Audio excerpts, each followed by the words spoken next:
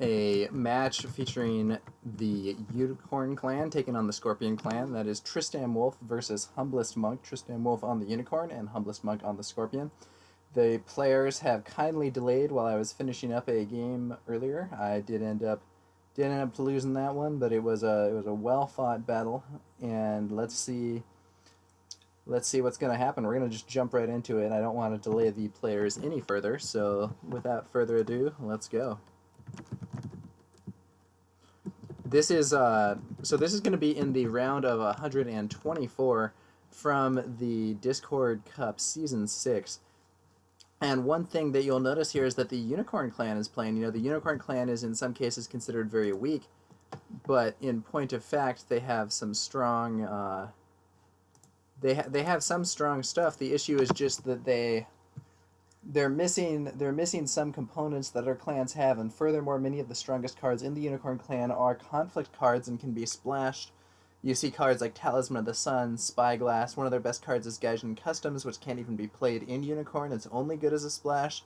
So that has led to kind of some difficulties for the Unicorn Clan competitively, but there are a few bold people playing them in this cup, and we will see whether or not Tristamwolf can take a victory here. Now, we'll see that this card, Moto Nergui, Fantasy Flight has promised help for Unicorn, and Moto Nergui is the first new Unicorn card since the Imperial Cycle coming out in the Disciples of the Void box, and is actually very strong in my view. While this character is participating in a military conflict, choose a participating character with the highest glory in the conflict. You choose in the case of a tie and move that character home. This is a really strong ability because it can be combined with Unicorn's move effects to get this character in and send the opponent out, even if you've already exhausted. So this is a ray of hope, and I'm sure some of you have seen the spoilers from Brad Andres, one of the game's designers, playing at the, I believe it was the Birmingham Cote, with just playing some casual games with a Unicorn deck featuring some of the new cards, and some of those new cards look quite strong indeed. So there is hope for the Unicorn coming soon, but for now, not all that stuff is out. So let's see if Tristamwolf can put forward a strong performance and win one for the Unicorn Clan. Now we see Humblest Monk's bought a Bayushi Liar and a Bayushi Manipulator. Tristamwolf has bought a Moto Youth and a Giver of Gifts. The first conflict is a political fire ring and it hits into Shameful Display. So we now see Shameful Display being used to dishonor Bayushi Liar, honor Giver of Gifts. Court Games coming out from the Scorpion to dishonor that Giver of Gifts. Ornate Fan now coming out, so the defender is winning the conflict at present. And we'll have to see how this goes. One of the big advantages of the Scorpion Clan, of course, is the power of the Bayushi Liar. Extremely effective card. 1 cost -3. So 1 cost -3 with Sincerity as well. This is just really, really strong. Courtier trait has some nice synergy. Now we see Bayushi Liar. Okay, so Fate Worse Than Death comes out. Classic removal card. During a conflict, choose a participating character, bow that character, move it home, dishonor it, and remove 1. Fate from it until the end of the phase. Treat its printed text box as if it were blank except for traits. You know, obviously that is a very powerful card, and it'll be interesting to see whether or not this is the best use of it. It does send that Giver of Gifts off the field, and a Wichi Wayfinder comes out. Wichi Wayfinder, classic conflict card. And the 1/1 Wichi Wayfinder taking on the Bayushi Liar. And we see Bayushi Liar gets a fan to go for the break. And wow, Tristamwolf plays Captive Audience. This is a very powerful Unicorn card. It's high influence, so you don't usually see it splash. And he loses 1 honor to switch the conflict type to military. Because it's a military conflict, Bayushi Liar's dash military sends him home bowed. And that Wichi Wayfinder manages to take the conflict. So good show there by Tristamwolf, managing to defend even against that Fate Worse Than Death. He's got to watch out now, though, because there's a risk that he's going to get hit by the Void Ring and lose his expensive Giver of Gifts. So it might be prudent to do a Water Ring or a Void Ring of his own. Water Ring would probably be strongest here, to try to bow that Bayushi Manipulator or force it to defend, and then hopefully Humblest Monk will not have a conflict character and the Giver of Gifts will stick around for the next turn. He goes for the Water Ring, but in a spot of bad luck he hits Pilgrimage. So Pilgrimage is going to prevent him from breaking unless he has some big strength buffs here. Pilgrimage is going to prevent that ring effect from going off, but actually we see the Bayushi Manipulator defending anyway. So it is now Strength 2 to Strength 1, and Humblest Monk passes. If I were Tristan Wolf, I would perhaps just pass myself. There is an argument for playing Bonsai if you have it, but, you know, with 7 cards from the Scorpion Clan, there's a good chance that they're going to prevent you from getting the break, and I think just taking the win but not break and holding on to that ring is probably going to be the best you can do.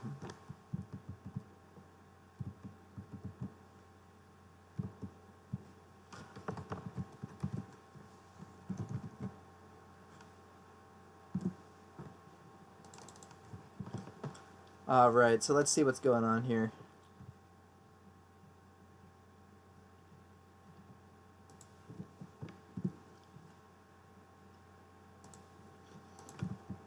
Looks like we have a, looks like we do have a Bonsai coming out from the Moto Youth, and then it's countered by a Bonsai for the Bayushi Manipulator as well.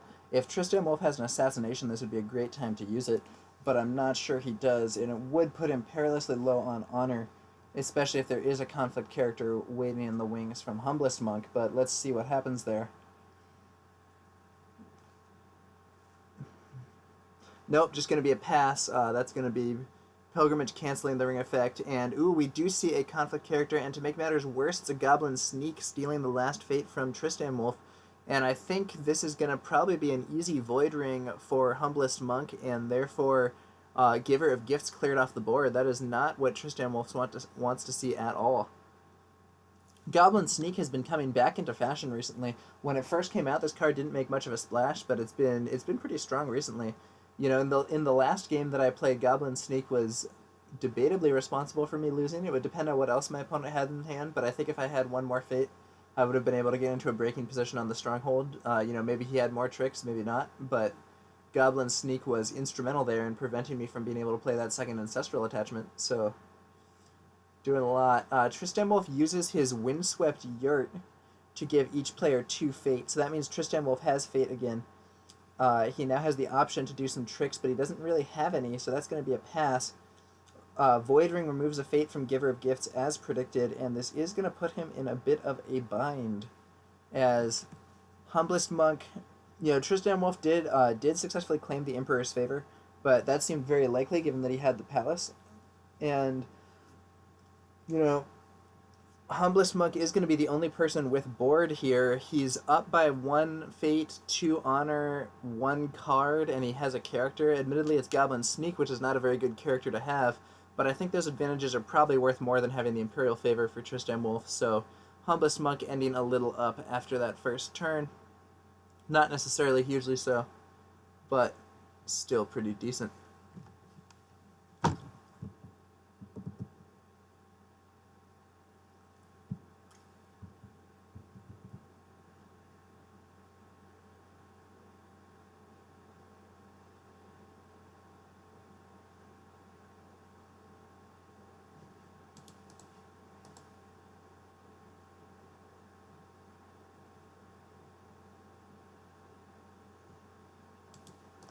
Alright, let's see what's going on here.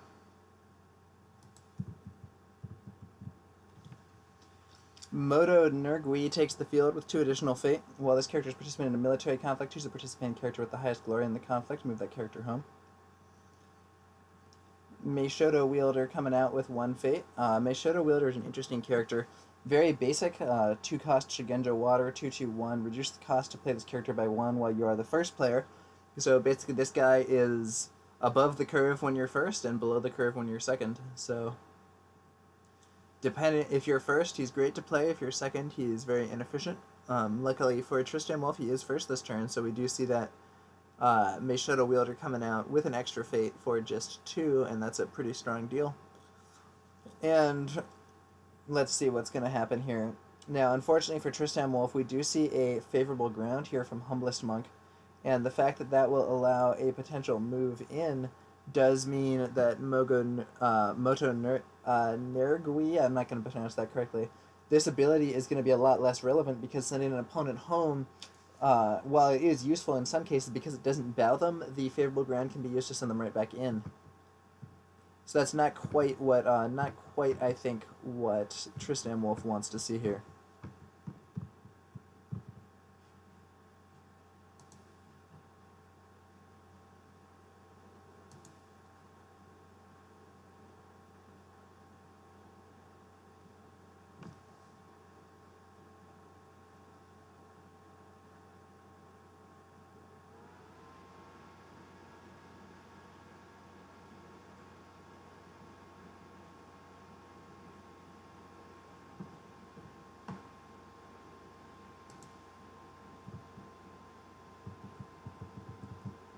Now we're seeing this attack is into Shameful Display. He knew that was there, but perhaps he was willing to attack into it given that Moto Nergui has only a glory of 0. We do see it defended by the Goblin Sneak here, so I think Humblest Monk is going to try to set off this Shameful Display just for the honor and dishonor change, even if it doesn't change the stats. We do see a Fine Katana on Moto Nergui, which is going to put the unicorn into a breaking position.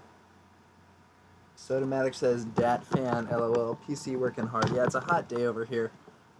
And apologies if there is fan noise from the computer. Oh, Fate Worse Than Death again. Second Fate Worse Than Death being played. Moto Nergui bowed, dishonored, blanked, and Fate goes away and he is sent home.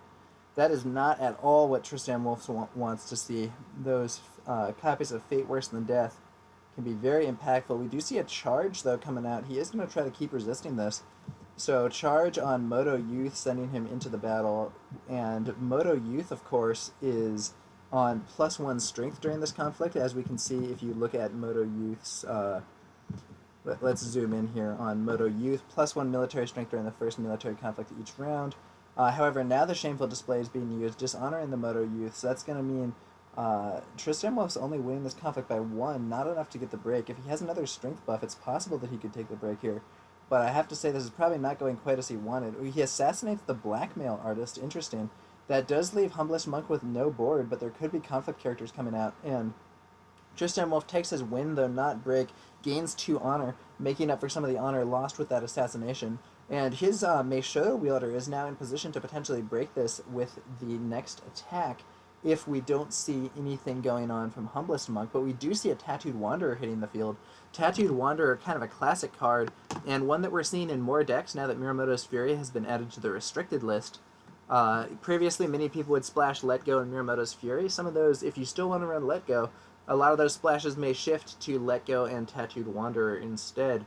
And we do see that Tattooed Wanderer coming in for an attack. Let's see what province he finds. It's going to be the Entrenched Position. That is really weird. Entrenched Position in the province row is extremely unusual in my view. I don't think that's strong. But because I don't think that's strong. And yeah, it does mean there's not going to be a break here. tristamwolf discards a Backhanded Compliment. Whoa. So that's not a card that's very strong in this situation, but it is one that could pay off later on in this Dishonor matchup. It does look like we're going to be headed towards a Dishonor win on one side or the other, given that both players are fairly low on honor and there have been 0 breaks. So perhaps Backhanded Compliment would have been strong there, but in this case, maybe not.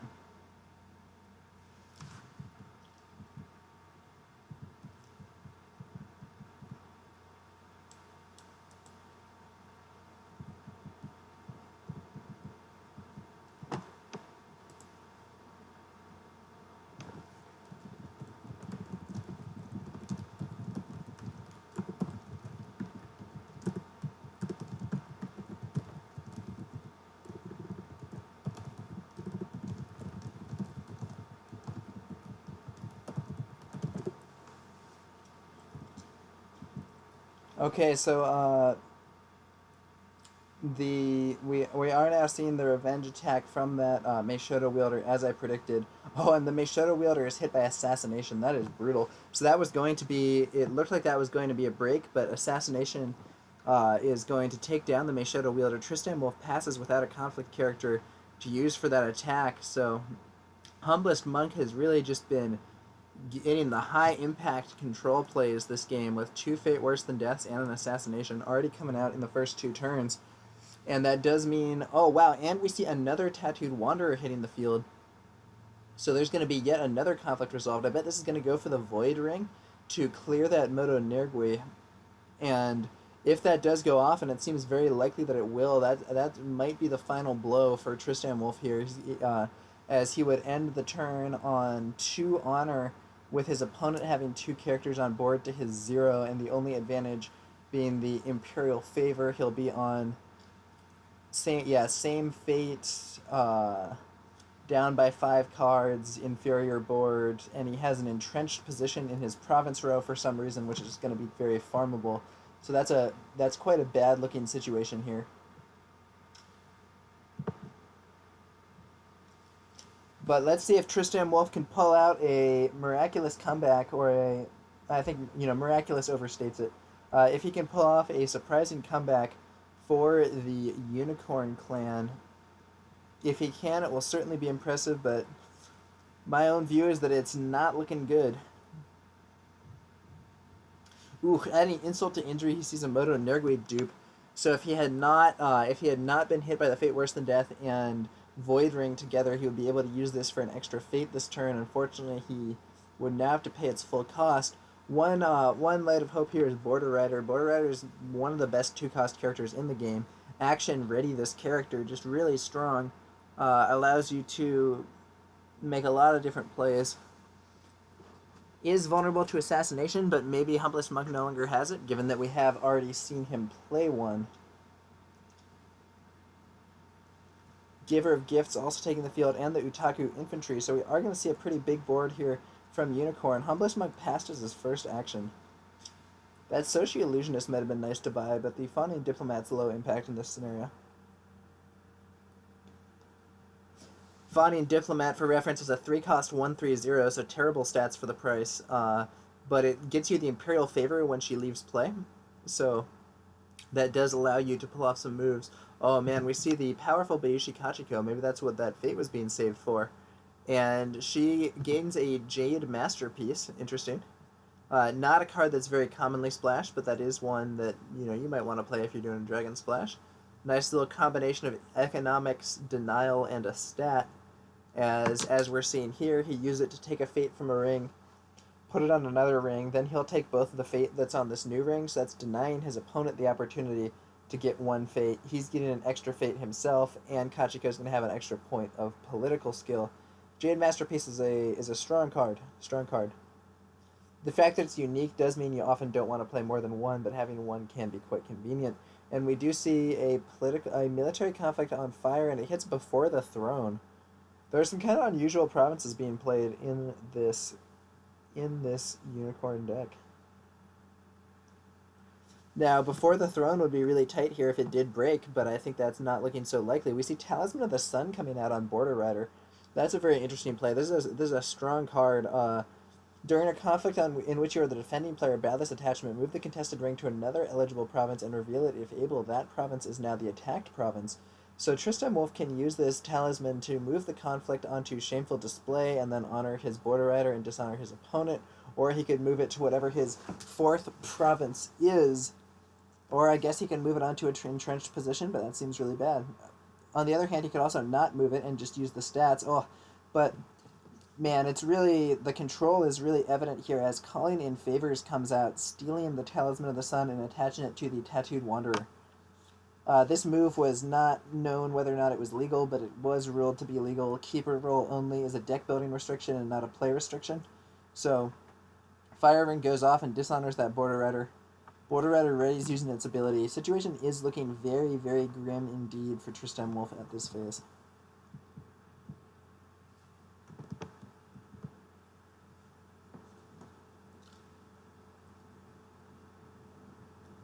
Aster times 3, every clan has both a Keeper and a Seeker card, and they were designed before the roles were chosen, so it was not known whether or not people would be able to play them. It's also, I've heard Crab players lamenting, at least prior to the restricted list, that they can't play Pathfinder's Blade. But Fantasy Flight I personally don't really agree with this. I think this was kind of a mistake by Fantasy Flight Games, but I think they did some strange things with respect to printing things that were role specific. I think they want the role ceremony and the selection of roles to be a big deal. And as someone who selected a role, I do think it was cool, but the problem that I have is that since it only happens once a year and the majority of players don't get to interact with it, I think that it is often actually a frustrating experience. My hope is that they will either make roles change more often, open up roles for more deck building options, or something to that effect, but we'll have to see what they end up doing. One thing we do know is there's going to be a supporter of the Scorpion role, which I believe is the same as the support of the Phoenix role, but for Scorpion. And, support of the Phoenix has been very unpopular, but it would be interesting to see whether support of the Scorpion is something that would actually see some play.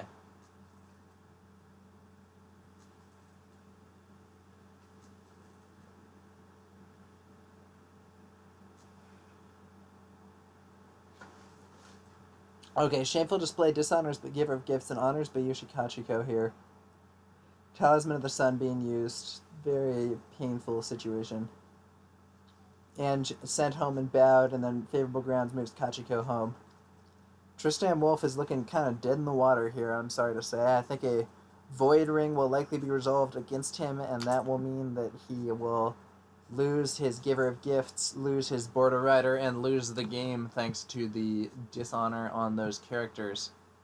I do think it was a strange move to give 2 Fate to both players with that Windswept Yurt. I think giving 2 Honor to both players would be a much better move, given that you are playing against Scorpion and they're going to be better at dishonoring than you, but it does seem that Tristamwolf is incorporating some dishonor cards himself, and as a result of that, it's possible he was thinking, maybe I can get him real low and then hit that backhanded compliment.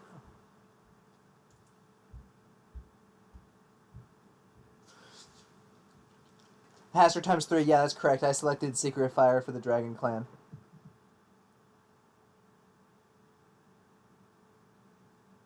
Shiratai says hopefully they will support roles in the future. Yeah, that'd be nice. I don't think that's going to happen, but that'd be nice. We'll have to see. Soto says, let the Gen Con secondary role last until the next Gen Con, so clans always have 2 roles. I would like that, especially if one was Keeper and one was Seeker. They did say in the next cycle there's going to be cards that care about what element you have, which I personally really dislike. I think we're going to see, in all likelihood, more cards being printed that people can't play, or cards that are weak where people would like to run the role that lets them use the card at its full strength, but they can't.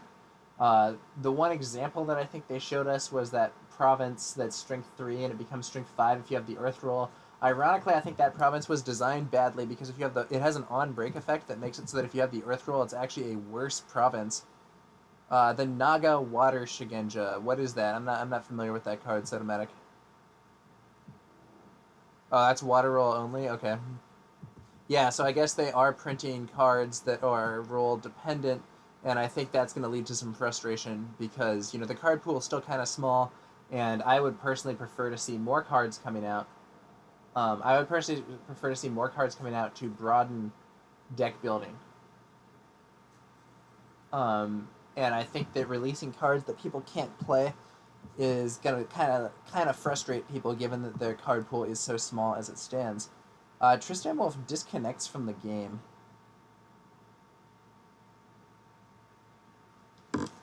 Now, I do think this game is basically over and Tristamwolf has lost, so if there is a disconnection, I do think it might be good to adjudicate it in favor of humblestmonk. I'm not sure. The situation looks like mega advantaged for him, but at the same time, you want to get the game able to be completed properly, so we'll have to see what happens here.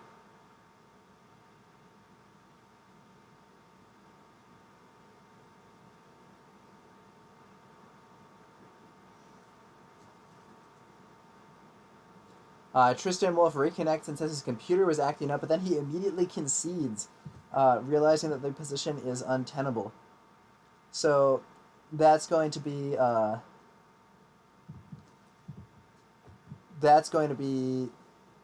the end of this game, and sort of as expected, unfortunately, the Unicorn Clan meets with defeat yet again. Unicorn is just not really there right now, and in this game we did have some strong draws from Humblest Monk, hitting those turn 1 and turn 2 Fate Worse Than Death and just blowing out tristamwolf's attempts to build a board, but at the same time, only for a small period of time on turn 1 did it look like Unicorn was doing all that well. It was a very tough situation here against some strong control from the Scorpion clan. Haster times 3 asks, when is Noman versus Heinzel? The answer is, I don't know. I think that's in the Invitational, if I recall correctly. Noman and Heinzel are playing to determine who will face off against... Yeah, Noman and Heinzel will play to determine who will face off versus Mind's Desire in the finals. Or no, Noman and Heinzel are playing each other to determine who plays against Shenful, and the winner of the second game will face Mind's Desire in the finals. But I do not know when that game is going to be. So congratulations here to Humblest Monk for pulling off a victory. And unfortunately, the Unicorn Clan meets with defeat yet again. That's just the way it goes sometimes, though. Thanks to y'all for watching, and I will be probably streaming again later on as more games are played in the Discord Cup. So thanks again for watching, and I will catch you guys later.